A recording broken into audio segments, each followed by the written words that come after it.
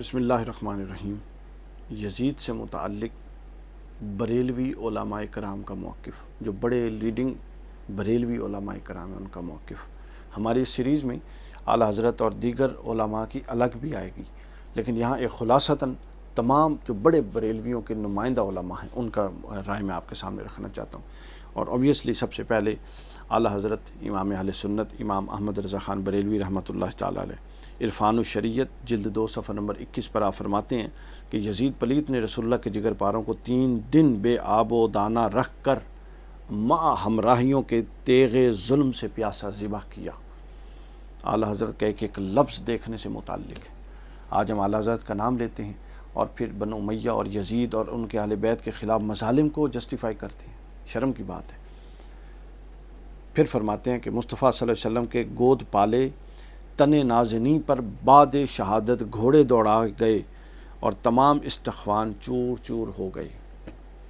شہادت کے بعد جو امام حسین کے جسد اقدس پر گھوڑے دوڑائے گئے تھے اور ہڈیاں چور چور ہو گئی تھیں، اعلیٰ حضرت نے اس کی تائید کی ہے، وہ لکھا ہے۔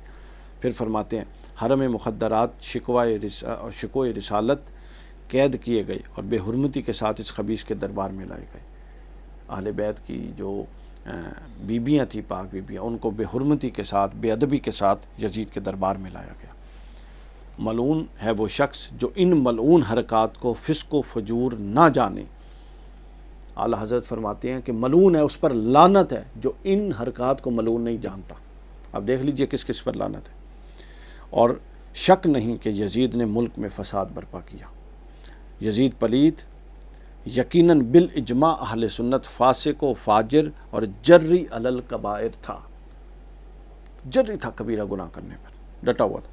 یزید کے فسق و فجور سے انکار کرنا اور امام مظلوم پر الزام رکھنا صاف ضلالت اور بد دینی ہے، یہ اعلیٰ حضرت کا۔ اس کے بعد ملفوظات اعلیٰ حضرت جلد 1 صفحہ نمبر 110 پر فرماتے ہیں کہ کوئی اگر یزید کو کافر کہے گا تو ہم تو منع نہیں کریں گے۔ بس تفصیل اعلیٰ حضرت پر جب میں الگ کلپ بناؤں گا تو اس میں لے آؤں گا۔ اس کے بعد مولانا نعیم الدین مراد آبادی رحمۃ اللہ علیہ، حضرت امام حسین کا فرماتے ہیں سوانح کربلا از نعیم الدین مراد آبادی صفحہ 115، امام حسین کا وجود مبارک یزید کی بے قاعدگیوں کے لیے ایک زبردست محتسب تھا، اسی لیے حضرت امام کی شہادت اس کے لیے باعث مسرت تھی۔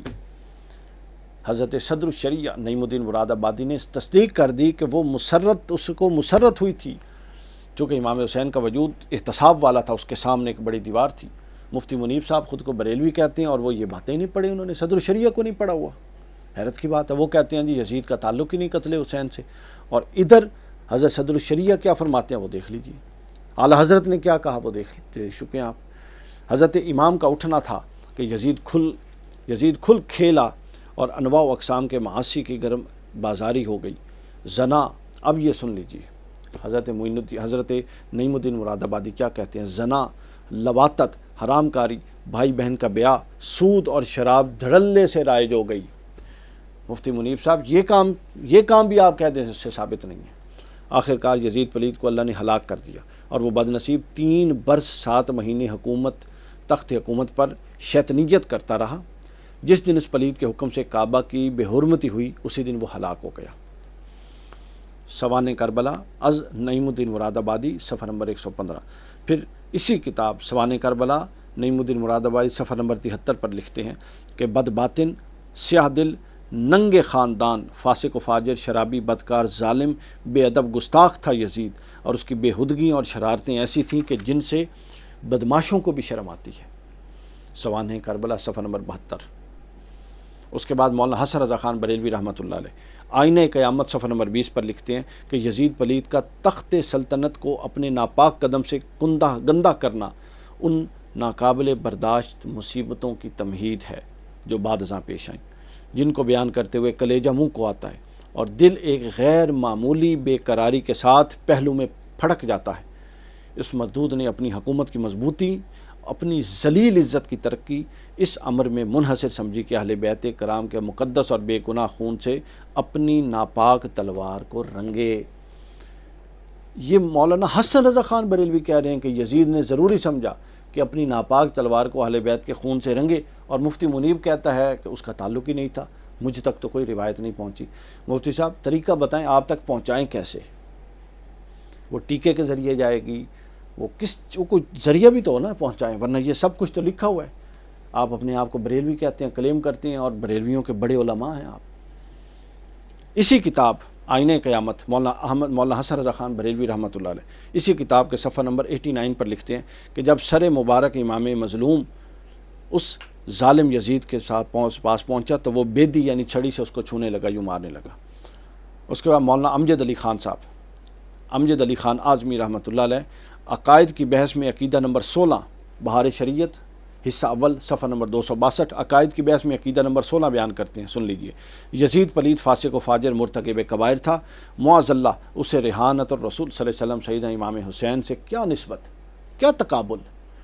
آج کل جو گمراہ کہتے ہیں کہ ہمیں ان کے معاملے میں کیا دخل، ہمارے وہ بھی شہزادے اور وہ بھی شہزادے، ایسا بکنے والا مردود خارجی ناسبی مستحق جہنم ہے۔ بہار شریعت۔ یہ دعوت اسلامی والے ہمارے جو بھائی ہیں یہ بھی خاموشی کے اختیار کرتے ہیں اور ادھر سے کلیم کرتے ہیں کہ ہم جناب اعلیٰ حضرت کے پیروکار، تو یہ اعلیٰ حضرت اور یہ سارے بریلوی بڑے علماء بہار شریعت کے علاوہ الیاس قادری صاحب چلتے نہیں ہیں، اور بہار شریعت والے یہ کہتے ہیں۔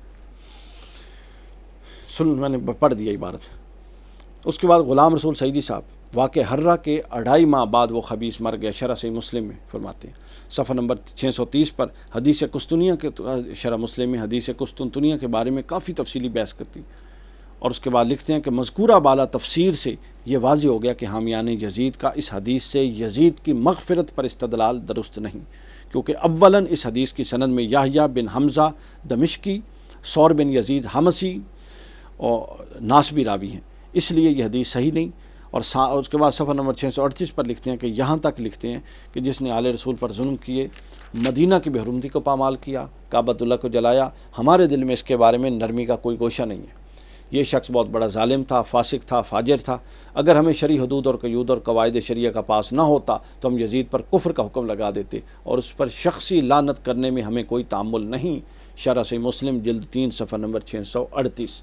یہ علماء بریلوی اعلیٰ حضرت سے لے کے آج تک ان کے نمائندہ علماء کی رائے میں نے یزید کے بارے میں دے دی ہے، فیصلہ آپ نے خود کرنا ہے۔